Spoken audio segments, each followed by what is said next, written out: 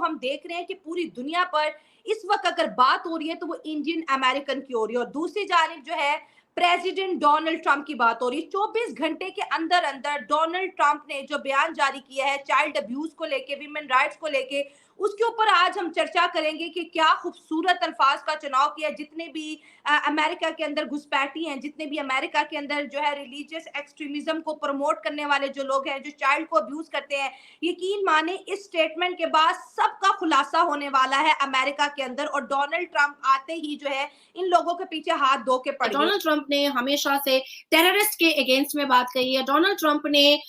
एकदम out spoken और एकदम ओपन फ्रंट फुट पर उन्होंने ये बात कही है कि जो भी घुसपैठियां हैं उनको अमेरिका में नहीं रखा जाएगा। गेट आउट घुसपैठियां। कितने 5 स्टार और 7 स्टार होटल्स हैं जिसके जो सबसे बड़े शेफ हैं वो इंडियंस है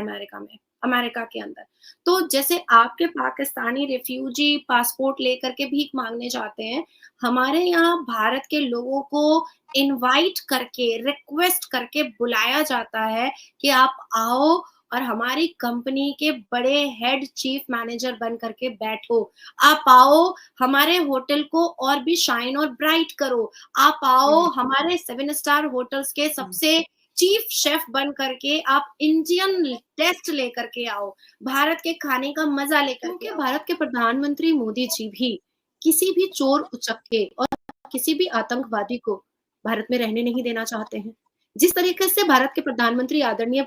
मोदी जी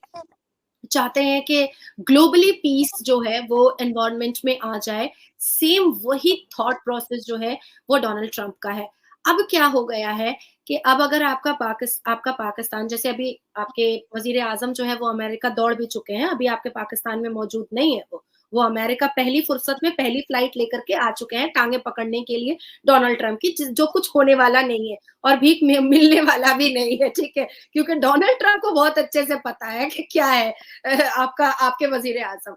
तो हम गए नहीं है, हमें बुलाया जाता है, आप समझा करें। जय हिंद साथियों, इस समय तक डोनाल्ड ट्रंप एक ऐसे नेता के रूप में उभरे हैं जो कि कभी भी कोई मीटिंग होती है या कोई स्पीच ये जब देते हैं तो उनमें लगभग ये इनकी जो बातें होती हैं वो हमेशा स्पष्ट होती है। ये जो कहना चाहते हैं इसको घुमा फिरा कर नहीं बोलते हैं, ये अंताक्षरी नहीं खेलते ना ये मुहावरे बोलते हैं, ये जो बात बोलते हैं एकदम क्लियर बोलते हैं। इसलिए जब चुनाव होने से पहले इसकी जो भी रणनीति थी, जो ये करना चाहते थे राष्ट्रपति बन के, ये उन चीज़ों को इन्होंने क्लियर शब्दों में कह दिया था कि अगर मैं राष्ट्रपति बन गया तो इस देश से लोगों को मैं अपने देश मान नहीं दूंगा। इस्लाम जो इनके देश में हावी होता जा रहा है, इनको लग रहा है, इन्होंने इस बारे में भी बहुत खुलकर बातें करी थी और कई ऐसे इस्लामिक देश को इन्होंने अपने लिए खतरा बताया था, जिसके कारण जो है बाकी देश इनसे जो है अंदर ही अंदर जले तो होंगे, लेकिन इनकी जो बात थी ये दुनिया में मैसेज पहुंच चुकी थी कि भाई ये जो नेता है इस समय जितना ज़्यादा सन की पुनीत है वो पुतिन, उतना ही बड़ा सन की जो है इस समय ट्रंप भी माने जा रहे हैं, क्योंकि इसके पिछले कार्यकाल में भी ये जो बात बोलते थे, भले वो बात खराब होती थी, सही होती हो या ना हो, लेकिन ये बोलते स्पष्ट तरीके से थी।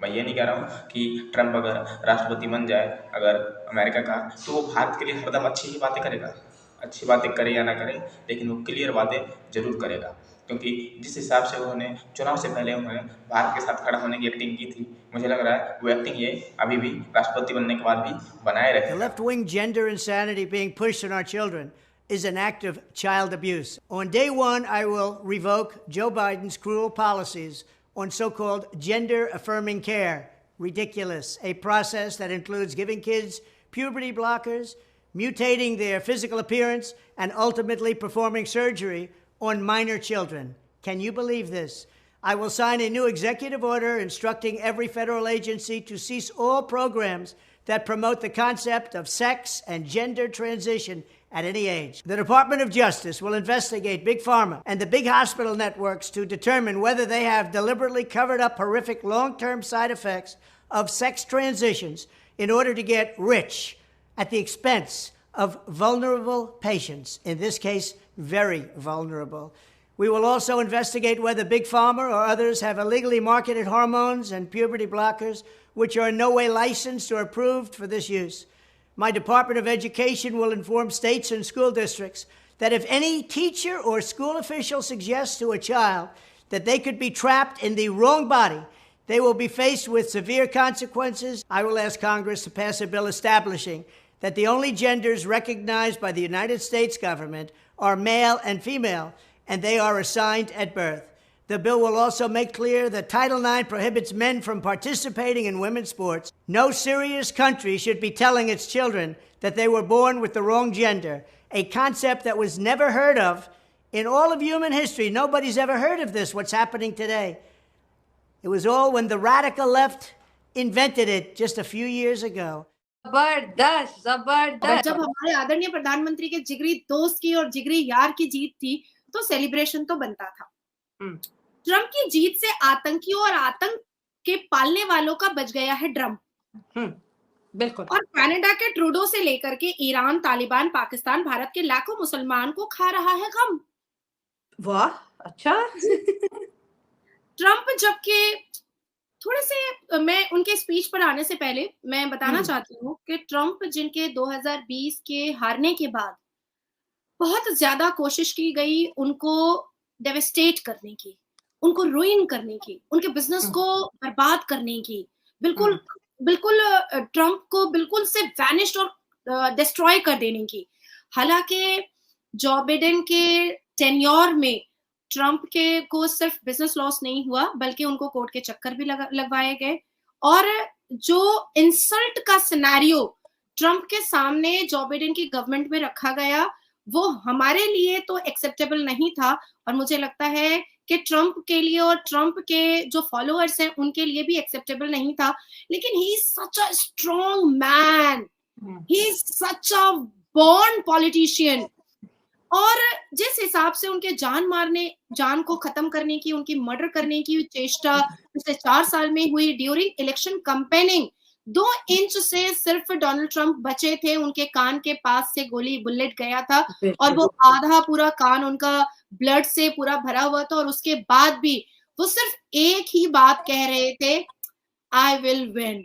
I will win.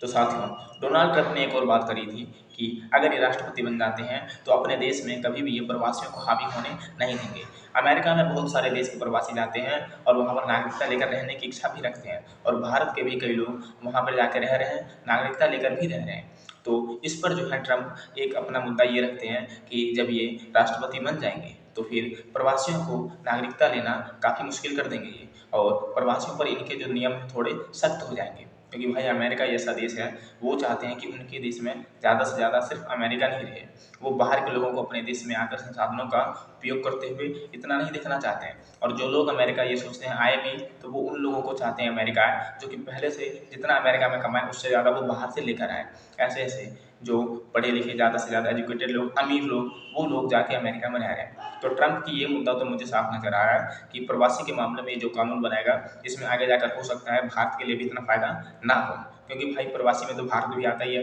पाकिस्तान से भी जाते हैं क्योंकि ये खबर भी बहुत बार आती है कि कई प्रवासी भारत के हर दिन वहाँ से निकाले जा रहे हैं। प्रवासी के तौर पे मैं ये कह रहा हूँ जो ये टंकी मार के जाते हैं उनमें भारतीय भी बहुत ज़्यादा शामिल होते हैं।